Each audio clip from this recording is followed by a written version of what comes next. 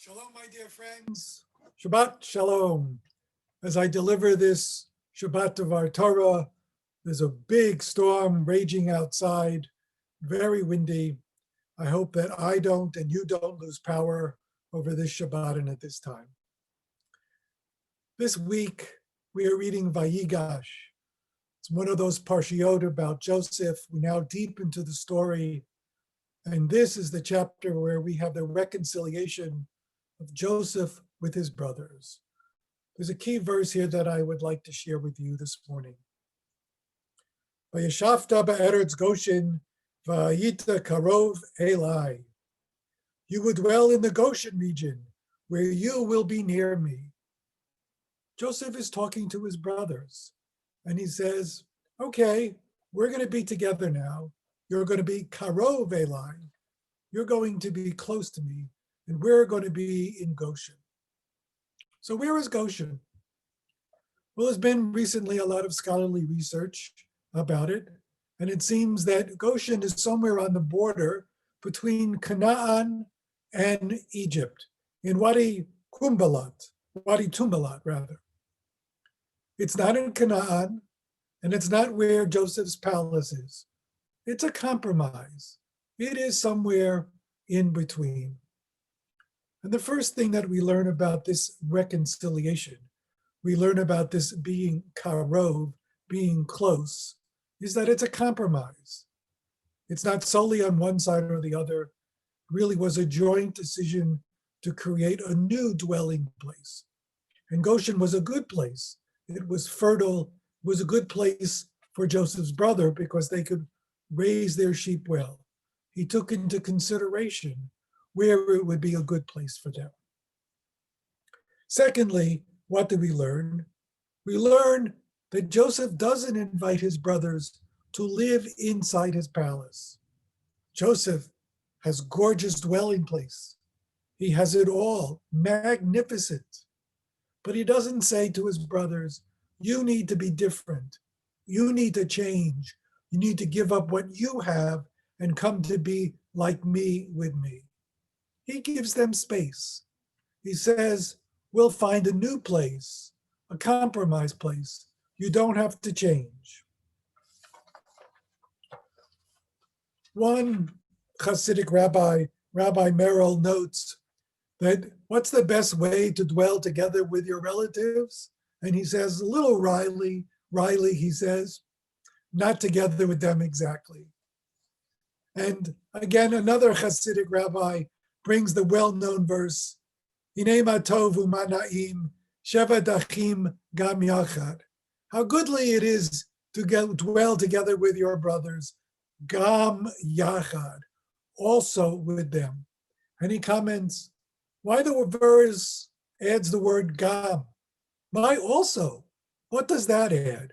Because, again, a little wryly, the Hasidic rabbi is noting, not only is it good to be together with your brothers, but gam yachad, to be together in peace, in good relations. So there's a second lesson, that even when we're together with our relatives, and we want to be together with our family, it does raise a level of anxiety. It does bring some tension into the relationship. And how well we know that during these COVID times, when we're all at home, young people learning, both parents working, both all in the same little area. Good to be together, but it does need some patience. It does need some understanding because it's not a perfect way to be. Third, I believe that there's a third lesson, and really the most important lesson here. V'yashavta ba'eretz Goshen v'ayita karov elai. And you will dwell, Joseph says to his brothers, karov elai. But he wasn't talking about physical space. He wasn't talking about geographic distance. He was talking about emotional space. He was talking about how he had changed. This is not their first get-together. This is their reconciliation. It's only now that the brothers have done repentance and see that they have wronged Joseph that he's able to let them into his heart. He understands that it will be different now. And the message here of closeness is not a physical proximity, but of opening one's heart. I read a memoir recently of Sylvia Herzberg. She was a refugee who came in the middle of the war to the United Kingdom. And it was early in the war, and she was in a refugee home someplace in Mitcham in Surrey. And in that home were several refugee families that were crowded together. And there was a Rabbi Muscovich who was with them. And it was really good because she was a little girl, and Rabbi Muscovich taught her some prayers, taught her some Hebrew. And when Hanukkah came, they would all gather together in the home, the several families that were there, all foreigners, all speaking in Yiddish, but in physical proximity to each other in this foreign land. They would sing the Hanukkah blessings and light the candles, and she felt safe. She wrote, she came to the United States.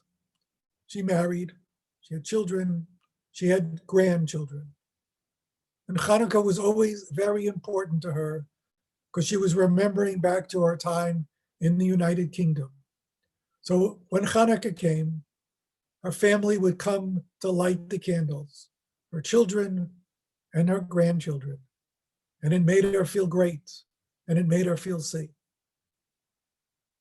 But she wrote, not this year, not during COVID, not in the middle of this pandemic.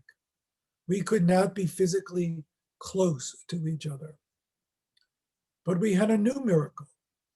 This year we had the miracle of Skype. And even though my children and grandchildren are spread all across the country, from the East Coast to the West Coast, we came together for the lighting of the Hanukkah candles. We recited the blessings. I wasn't holding my children. I wasn't holding my grandchildren like I love to do, like I need to do. But they were in my heart, and we were close, and we were all together. My dear friends, on this Shabbat, again in the middle of this pandemic, let us remember always, it's good to be good with family. Sometimes it's a little tense, but to make it work, it's not about the physical proximity.